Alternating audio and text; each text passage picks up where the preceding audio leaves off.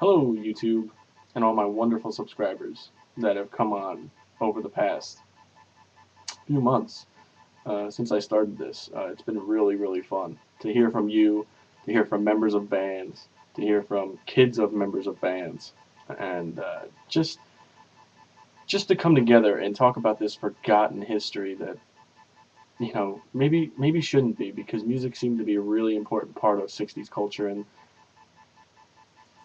maybe a lot of garage collectors like to go on and say, "Oh, the only reason I like the music is for the fuzz tone and the crazy vocals and how raw it is," and that's all well and good. That's probably what attracted to me. It's probably what attracted me to it at first, but in all actuality, it's just the forgotten history that really attracts me now.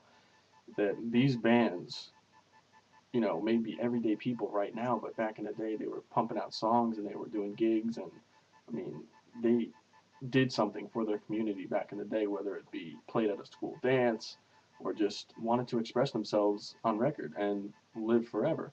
But I mean, unfortunately, 40 years later, the stuff that was already obscure then is even more obscure now. And, it's got to be people like me, people like you, because many of you guys who have subscribed to me actually have channels too that keep this stuff alive.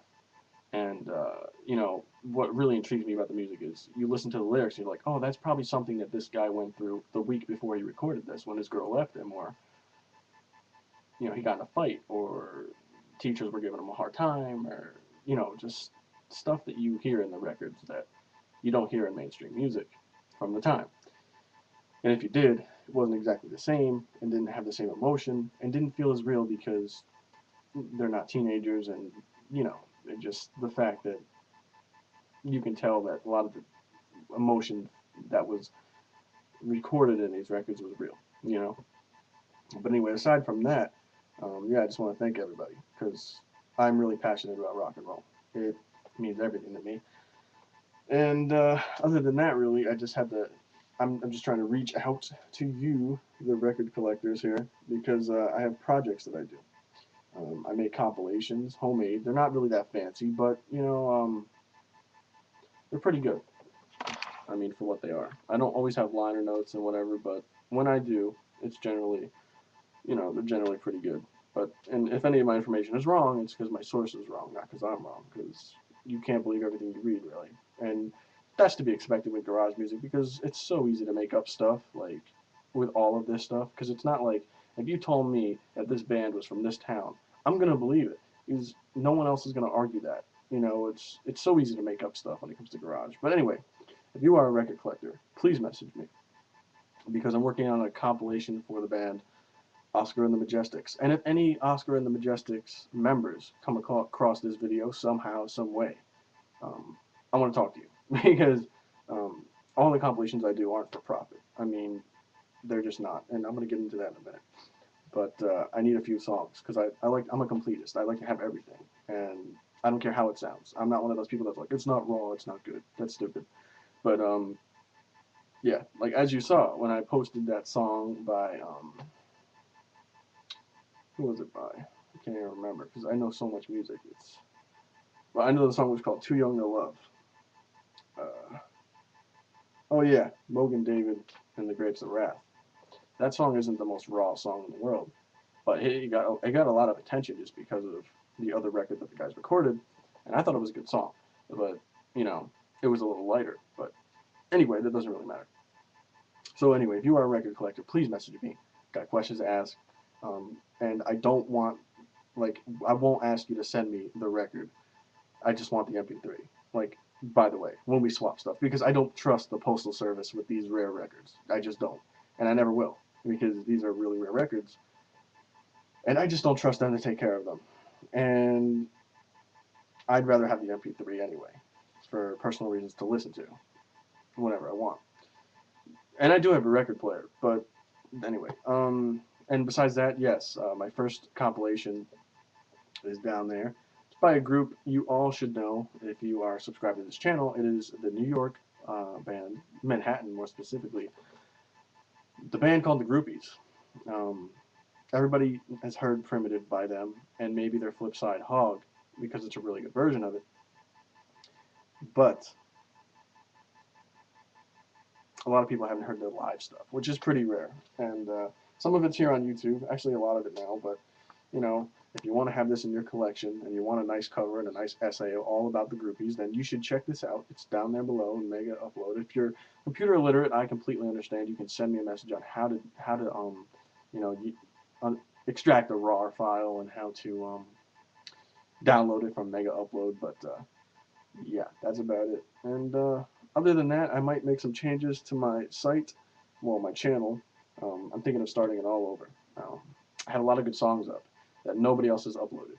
Unfortunately, I also have pictures of these bands, and all I have is black screens with white text that I know you've come to love over the past few months, or more than a few months of my existence here on YouTube. But you know, I think it'd be better if I had the actual pictures of the bands that I actually own on the computer. Of course, I don't have the real pictures, but that would be cool too.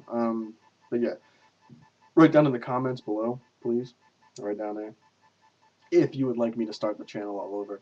It kind of feels overwhelming to do so because I have so much good stuff up here right now. But honestly, a lot of the bands, not all of, but a lot of the bands, I do have pictures of. And not even close to all of them probably, but if I can confirm that this is that band, I will put it up. Um, and to all the people that have contacted me and commented and all that, you know, it's been really fun. This has been a really fun project for me because I really love rock and roll, as I've stated already, and it's just a lot of fun.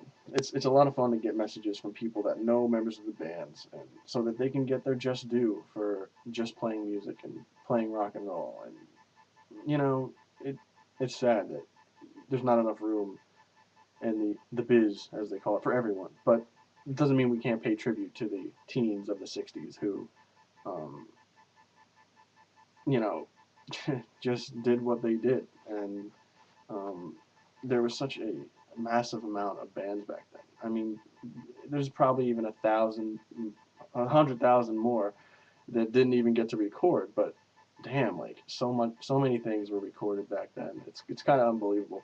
People probably think there's more of that now, but you know, whatever. But then the other thing about that is it's funny because there was no internet back then, so it was 10 times harder to make it. And you know, but you know, some of them did regionally, and it's just exciting. I don't know what I'm talking about here, but I just thought, you know, I'd come on here and talk about it.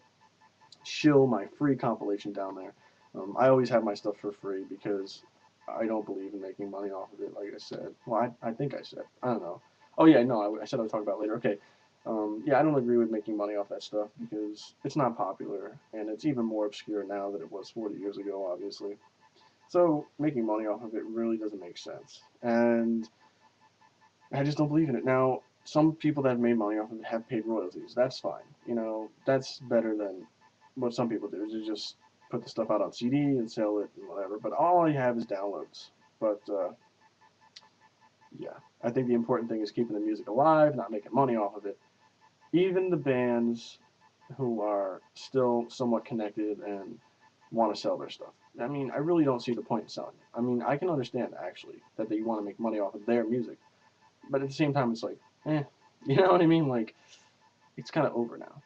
I mean, I have a love for all this music, but you know what I mean? I mean, I don't know. I guess if the band is putting it out, then fine, but it's usually not. So that's the thing, you know, and I don't know. But yeah, this is just a video I decided to throw together. I'm going to get back at you because I'm actually releasing a compilation on Philadelphia 60s garage bands, and that will be in a video like this with a link down below. Okay, I hope you enjoyed the compilation on the Groupies because I enjoyed making it and writing about it. So hope you enjoy hearing from me.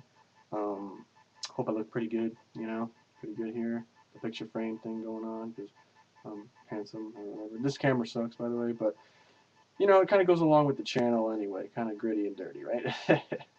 Alright, well, I'll see you next time. This is Old School Hero 66. Thanks a lot for everything, guys. Hope you listen to this video without falling asleep, and that's about it. Bye.